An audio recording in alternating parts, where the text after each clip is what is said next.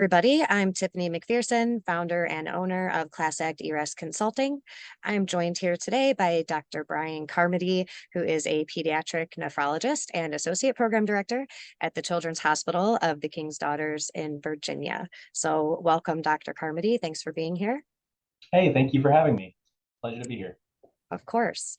I invited you to talk today because everybody has questions about the changes to the application this year, starting with the main change in the ERAS CV. Can you tell us a little bit about your thoughts on that, if you like the change or not? I think it's for the best. The problem I think that drove this change is that ERAS is very cluttered, and it's easy for important information to get lost, and it's easy to miss important things about applicants. And I think that's really what's driving the change, is to try to have things presented in a more succinct and easy to digest way for programs. Yeah. So in previous years, as you said, it's a comprehensive list, and this year it's more succinct. When we think about making something that could be very long. So some applicants might have previously had 20 plus experiences to put onto their CV. How should they think of condensing? Is it about equally distributing volunteer work, education, actual work, or is it broader than that? No, I think the two principles to sort of guide an applicant as they figure out what to put in those things. Number one is, to be honest, you want to present yourself authentically. But number two, I think you want to put yourself in the shoes of the program director. If you were the person reviewing that application, would you get a sense of what you're about? Would you see that the list that you're thinking about putting in there, and would it capture the things that are really the things that you want to have in your program? So I think those are Yeah. the two lenses to look at when when you're deciding what to put and how much to put on that list. And so you said how much to put on the list. And a lot of people have asked me this question: what if I don't have 10 experiences? There's just really only 7 or 8 things that even make, a modicum of sense to put on here. Are they at a disadvantage compared to those who have, say, 20 experiences to choose from and fill out all 10? I don't think so. I think that again, like I said, if you think about what's driving this change, it's because program directors feel that ERAS, it's hard to get a sense of what someone's about. The whole point is to streamline it. I don't think that there's if you've got some high quality things, I would not feel compelled to add extra stuff just to hit the limit. I think that that only can cheapen the experiences that you're choosing to list. Okay. And what about hobbies? Is that something that you think everyone should consider one of their top 10 just automatically should be devoted to who they are outside of medicine? Or would you say that's based on an individual applicant? I think it depends. Your hobbies for people who get interviews. Your hobbies are going to be one of the things that will come up then. It may allow you to sort of have common ground with someone before you even get interviewed. They'll see something that resonates with them. Programs are interested in who you are as a person. They're gonna be working very closely with you. Um, but I don't think that there's many programs that maybe any, but there certainly are not very many programs where the inclusion of a hobby is going to make a difference in the decision to interview you or not. I just don't think that's the case. Okay. Yeah, that's a good way to think of it. So including a hobby is something that is not going to hurt you. It's either going to be neutral or it's going to help. It's not going to be something that detracts from the application. Right. Yeah, and I think also, the way that you talk about your hobby. Some hobbies convey something about your personality. And your personal character. If you see an applicant who I don't know has done a triathlon, an Ironman triathlon, that tells you something very important about their character that actually may be appealing to you as a program director as well. Like I say, you got to be honest about Right. yourself, and not everybody's got that kind of experience. And it certainly is fine to say whatever it honestly is that you're into. Um, but like I say, those kinds of things, I don't think they're going to make a difference on the decision to interview or not. And if you choose Okay. not to put something, you'll be called upon in the interview to sort of talk about who you are and what you're into. Right. Okay, that makes perfect sense to me. So, staying on the topic of the CV, just for another couple of minutes, when you look at a CV to evaluate whether or not you want to keep it in the yes pile, maybe pile, or maybe shift it off to the no pile, what are some things? Well, first of all, what's your process in looking at the CV? So, are you going to sit down and read it line for line, or are you going to go through and kind of give a quick skim first? Yeah. I would say almost never are these things going to be carefully read by most any program, at least on the first pass through. And I think, understanding why requires you to understand a little bit about the nature of residency application, which is that, the average program gets 100 applications per position they're trying to fill. And, so you take a residency program, I mean, we have a sort of a medium to large size pediatric residency program. We've got 70 some residents in the program. Um, you can imagine how long it would take to even perform a cursory review Yeah. of 1,000 paper applications. So in reality, I mean, you're sort of getting an overall sense about the applicant, I think on the first pass through. Now, then when you're interviewing someone and deciding to rank, then I think you often are going to go back through and look a little bit more closely. And sometimes I do notice information that I hadn't really registered before. Okay. So when you're doing that initial kind of skim to get a sense of the applicant, superficially yet holistically at the same time, is there anything that right off the bat can make you say not really interested? For instance, if the CV is very dense and difficult for you to assess, is that going to be maybe a problem that puts them in the no pile, or would you take the time to fight with the words to actually understand what it's saying? Yeah. I don't know that I would look at it as it takes something I think pretty bad to move you into the no pile, but it certainly is a missed opportunity to sell yourself if instead of, sort of having a succinct, easy to read list of, what you're about, if instead you have sort of cumbersome language or excessive detail that sort of, like I say, detracts from the overall thing that you're trying to communicate, I think Yeah. then you miss the opportunity to sell people.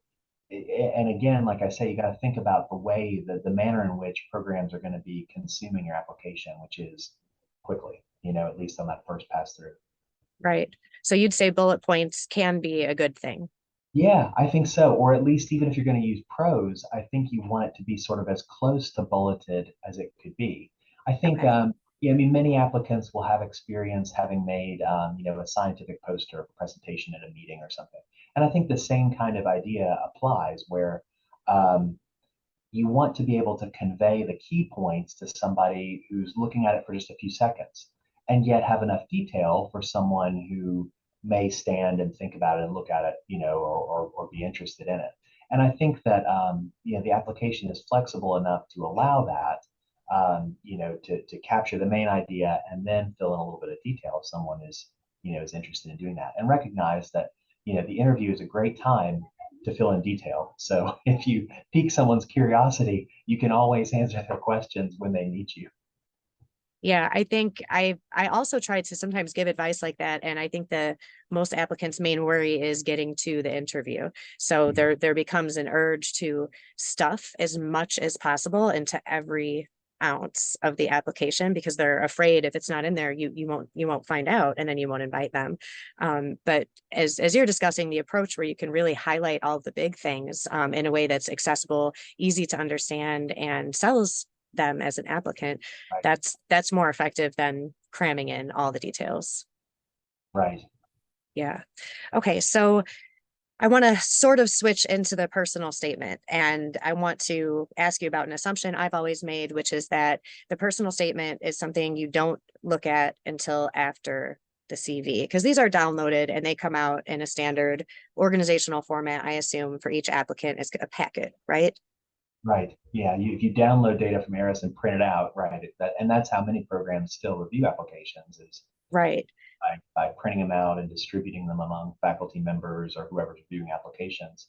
Others, other programs may, do the reviews within ERAS itself, but like you said, still getting to that personal statement requires an extra click to bring up this PDF in a new window. So it's not something that you're going to use unless you, or look at really, unless you have some interest in the applicant already.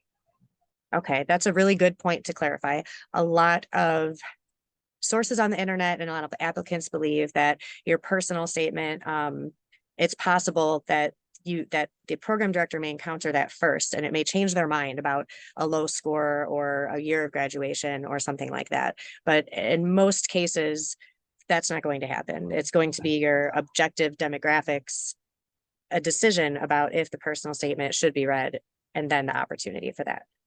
Yeah, I think that's much more likely to be the pathway that this gets looked at. Okay. And for the personal statement, I'm sure you've read countless personal statements over the years. Can you share any tips in terms of either best practices or absolute worst practices and things to avoid? Yeah, I think that's a good question because I think for most people, um, most physicians, um, you have common experiences that make you want to do what you're doing. You are a capable writer, but you're not the next great American novelist. And so the personal statement, I think, for most applicants is a device to show that you have good English language proficiency, that you have a linear thought process, that you can communicate some sincerity and like I say, common experiences that led you to want to do, the career pathway that you're doing.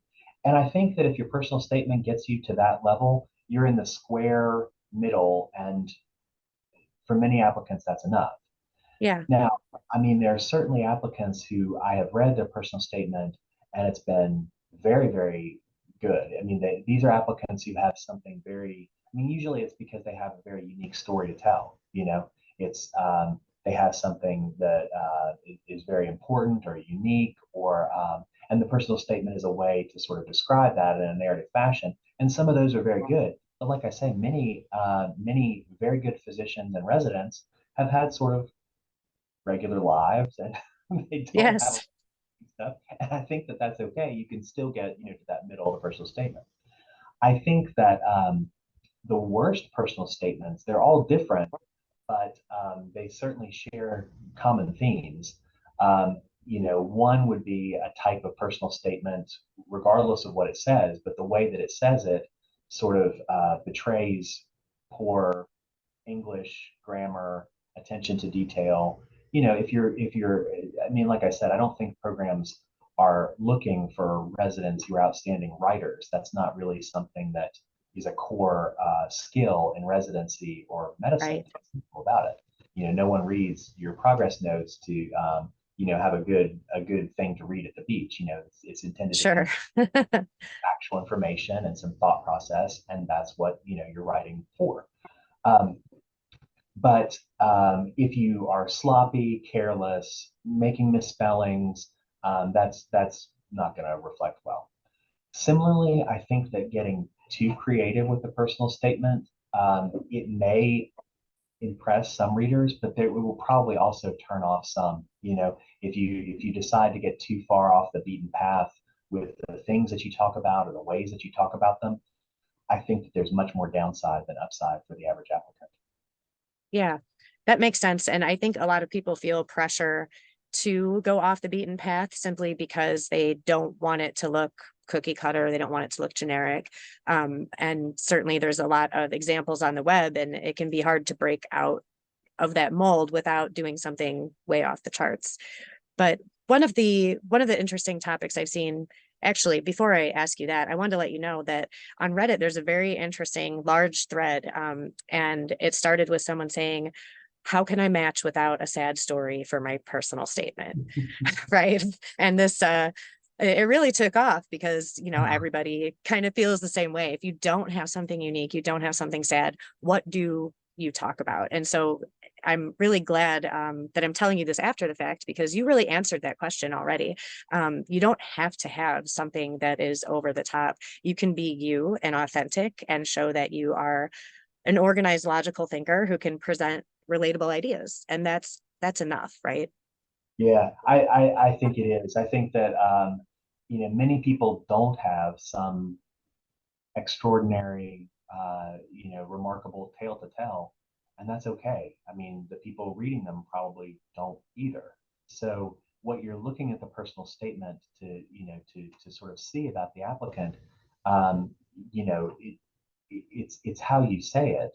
I would talk about the experiences that made you, want to do that career. And you don't have to over dramatize them because, like I say, what you say, to you, it may think like, may feel like, well, gosh, this sounds sort of, boring. This patient encounter that I'm describing seems very, commonplace. It will still resonate with people because that same feeling, I mean, if it's authentic, it will register with other people to be like, yeah, I remember feeling that same way, the first Yeah. time to do something small, for a patient.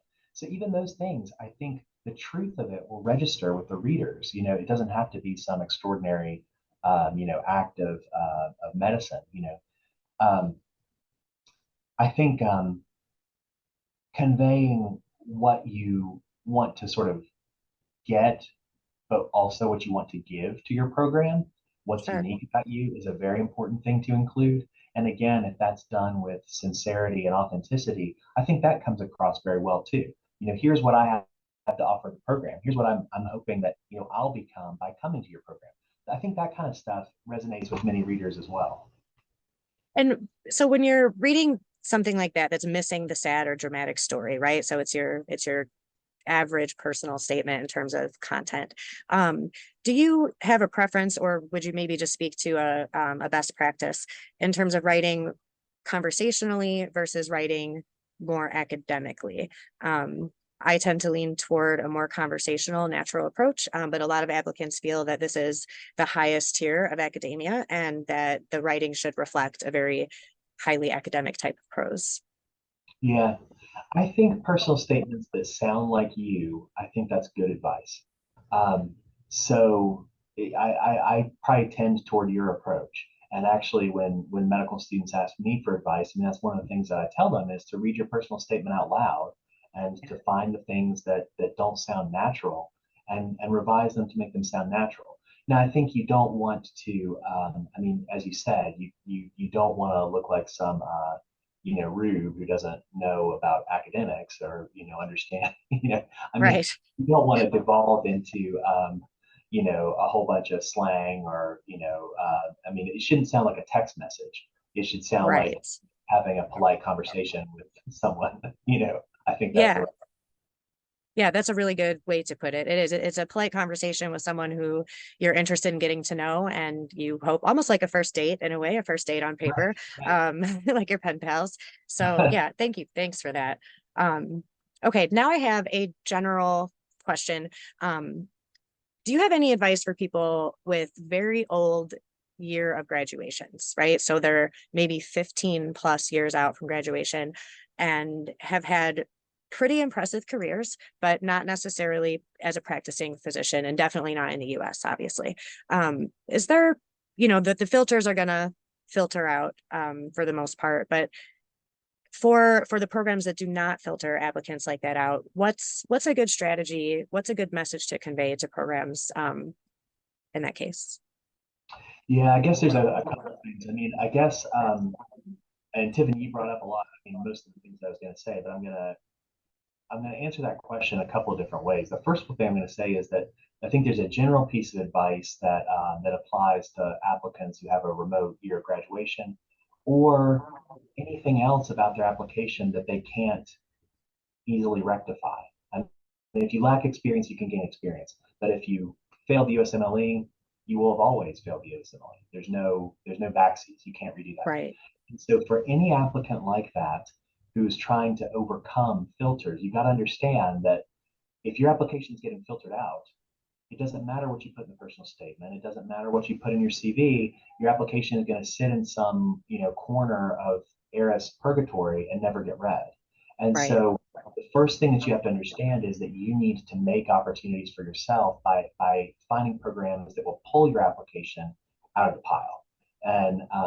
And so you want to develop connections by rotating with places, through meeting people on social media or at meetings, and finding common research interests or clinical interests or whatever it is, you have an Yeah. uphill battle, but it can be overcome. So that's, I think, the general thing. But to get back to your question about if you have a remote year of graduation um, and you're applying to your program that doesn't filter you or you pass that filter, then I think there's a couple of other things that you probably want to pay attention to.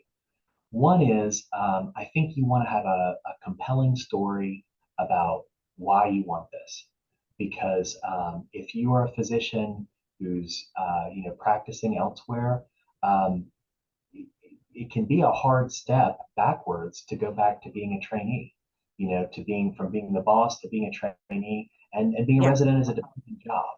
And so some programs will question, rightly or wrongly, they'll question whether you have the energy and the motor to work that way again.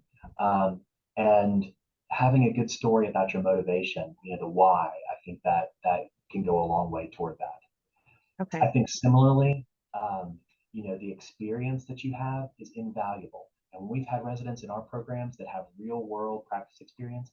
I mean, it benefits the other residents, to work alongside them. And so, don't sell yourself short when you're describing the literal stuff that you're doing in your work every day, and that you've done. I mean, play up the good things that you've done since graduation and like I said, make sure that you have a compelling story about your motivation and tell it in a way that highlights, your work ethic and drive and ability to set goals and achieve them. And I think then you can be successful. Thank you. That's a really good, it's almost a bullet pointed list of advice to consider for those applicants. So that's helpful. I do have one more question and it switches back to the CV, but it's also, I guess, a general question. So for the geographical preferences, there's a lot of talk about who sees what. And if I'm understanding correctly, the way that it plays out is that you can either choose to not answer the section, like just choose to have no response, in which case all programs will see that you chose not to answer. Or you can choose your 3 different regions for your geographical preferences. And then in that case, only the programs in the regions you chose will see that you chose them, but other programs will see that you selected regions, but not theirs. Is that correct? I'm not sure I followed at the end, but I can kind of lay out how things work. I mean, so an Okay. applicant has sort of 3 choices.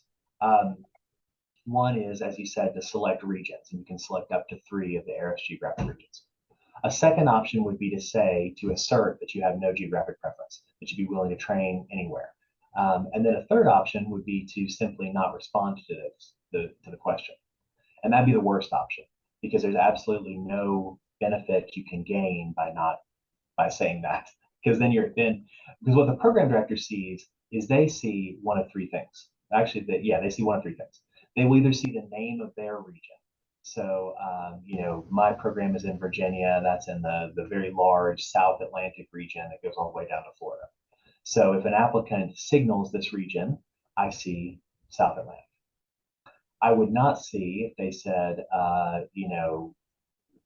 Middle Atlantic or something like that. They probably chose 3 regions, but I only see the name of my region. On the other hand, if they did not choose my region, they chose 3 separate other regions, then I see nothing. Um, and the third possibility is that they said, I'm happy to go anywhere. And then in that case, I see that they have no geographic preference. Right. So the programs will either see their region or I have no geographic preference or they see nothing. And so if you see nothing, then it implies that you picked 3 regions that are not that region. And that's why I Yes. say there's no benefit to just withdrawing from this and saying, well, I'm not playing, I'm not going to put anything. If you truly have no preference, say no geographic preference because that still is better than seeing nothing. Okay. Okay. That makes sense. And that is the concern that some people seem to be worried about is what if I apply to programs outside of my 3 areas, they're going to know that I didn't pick their area, and should I even bother applying? What would you say to that? Is it smart to apply to programs that you're not going to pick? That Yeah, region, I should say. I guess I should put in a plug. I have a whole video on YouTube that kind of goes through the logic here, and I think it depends on the applicant. In reality, I think most applicants do have a geographic preference, And in Okay. reality, I think most applicants pursue a strategy where most of the programs that they apply to fall into, a few regions. Now, that Yeah. doesn't that's not true for everybody, but I think that if that's you, if you honestly have a geographic preference, and if the programs that you want to apply to can fit inside those regions, you really have nothing to lose by highlighting those regions. In fact, I think it will probably lead to more doors opening, Okay. if you do that. On the other hand, I mean, it certainly is true, or it certainly seems to be true based on the data that came out from last year's application cycle, that not listing a region, and like I say, programs, if they don't see the name of their region and they don't see no geographic preference, then it can be assumed that you've chosen three other regions, that will close some doors for you. And Yeah. so for an applicant who truly is happy to go anywhere, I think it's a very reasonable strategy to say that. And then when you're given the opportunity to explain why, you say something like, I am only interested in getting the highest quality training and the best mentors possible, and I will go wherever to pursue that end, or something more, nicely said than how I said it right now. But that's Is the it story. okay though to say that? Is it okay? Because that's what, people don't want to say that because that's what you're supposed to say. It's what everybody's saying. Is it okay to just be that's just the truth? Like you generally don't care where you live. You just want the best Yeah, training. And doesn't matter if 5,000 other people say the same thing. It's pretty simple, probably the same case for everybody. yeah. I think if you're saying no geographic preference, then I think that's the exact thing to say is that, what matters to me is the program. I want mentors that, are going to help me become an exceptional physician. I want a patient population that, is diverse and, what I mean, make something, state your preference in a sort of a broad way, which I guess Yeah. that advice, if you choose geographic regions, I think that's the other thing you got to be careful about is that when you explain the reason for choosing a geographic region, you don't want it to be too narrow so that it doesn't include the programs that you're applying to. Like I said, in the South Atlantic region, that's a region that goes from Virginia in the north all the way to Florida in the south. And so sometimes I see applicants who have signaled our region, but then the region, the reason is, I my family lives in, Yeah. Miami, and so that's a good reason for Florida programs, but that's probably a less compelling reason that you'd want to end up in Virginia. So Sure. so I think you want to make the description that you provide, if you choose to signal regions, you want to make the description, as compelling as it can be, but also as inclusive as it can be to apply to the programs that you're going to look at, in that region. I think a strategy that a lot of people use to speak exactly to that is if they do have family, say in Miami, they might also include that they would just like to be within reasonable driving distance, whether they Yeah, land in Florida or not. Is that yeah, okay? exactly. Yeah, exactly. Okay. Right. That's a nice way of phrasing it. That to say, yeah, I've until now I've had to have a cross country flight. I would like to, so I think that would be a way of making it inclusive for, if you had interest in programs that are outside that immediate geographic area. Perfect. Okay. And I'm going to link your video that you said that you made on the geographical preference topic so that people can watch that and get a little bit more informed. And I know you've got a really helpful, is it a blog or another video on signaling? Yeah, so that video, there's a post about it that sort of has a short version, but then yeah, most of it's a lengthy video, but So it's all one video. I try to go through the data and the logic of the program preference signaling and the geographic signaling. Okay, cool. All right. Well, thank you very much. I appreciate your time today, and I'm sure that everybody who gets a chance to watch does as well. And I will probably reach out to you next season. Hopefully, we'll have even more changes to the application, positive changes that make it easier for all parties. And we'll get your thoughts on that then. Yeah, I look forward to it. It was fun chatting today. All right. Thank you so much and have a great day. Okay, bye bye. Bye.